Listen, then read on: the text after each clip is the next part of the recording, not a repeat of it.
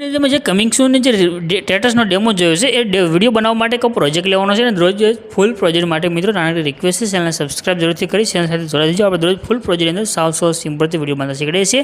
તો પ્રોજેક્ટ લેવા માટે ગૂગલમાં આવી સર્ચ કરજો અલ્પેશ ક્રિએશન 01. નીચે તમને સાઇટ જોવા મળશે, આના પર ક્લિક કરી દેવાનું છે. ડાયરેક્ટ વેબસાઇટ લિંક જોઈતી હોય તો ટેલિગ્રામની ચેનલ છે ત્યાં આગળ પણ મળશે અને આપણે ઇન્સ્ટાની ચેનલ છે ત્યાં આગળ પણ તમને મળી જશે. ત્યાં આગળ આવી સર્ચના આઇકન ઉપર તમારે કોડ લખવાનો છે 1077. નીચે તમને ટાઇટલ કોડ થંબનેલ મળશે, એના પર ક્લિક કરશો, પોસ્ટ ખુલીને આવશે.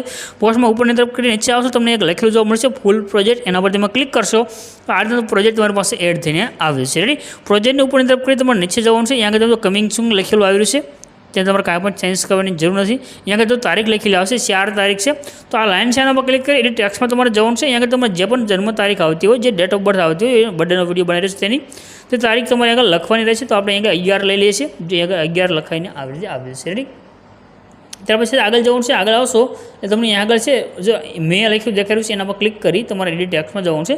જે પણ મહિનો આવતો તે મહિનો તમારે આગળ ટાઈપ કરીને લઈ લેવાનું છે. રેડી, ત્યાર પછી તમારે આગળ જવાનું છે. આગળ આવશો એટલે તમને આગળ જો આ રીતે હેપી બર્થડે લખેલું દેખાડ્યું છે અને ત્યાર પછી એક નામ લખેલું આવશે. આ જે વિજય લખેલું છે એના પર ક્લિક કરી તમારે એડિટ ટેક્સ્ટમાં જવાનું છે.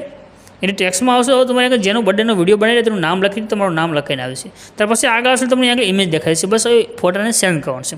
એના માટે ફોટા પર ક્લિક કરી કલરની ફિલ્ડમાં તમારે જવાનું છે. નીચે જે નંબર છે નંબર પર ક્લિક કરી દેવાનું છે. હવે તમારે જે ફોટા પર બર્થડેનો વિડીયો બનાવો એ ફોટો સિલેક્ટ કરી પ્લસના આગળ પર ક્લિક કરવાનું છે. રેડી, બસ આવી રીતે તમારે બધા ફોટા સેન્ડ કરી દેવાનું છે એક પછી એક, એટલે તમારો વિડીયો બની કમ્પ્લીટ થશે. ઉપર જે શેરનું આઇકન છે એના પર ક્લિક કરી એક્સપોર્ટના બટન પર ક્લિક કરશો તમારો વિડીયો સેવ થઈને આવી જશે.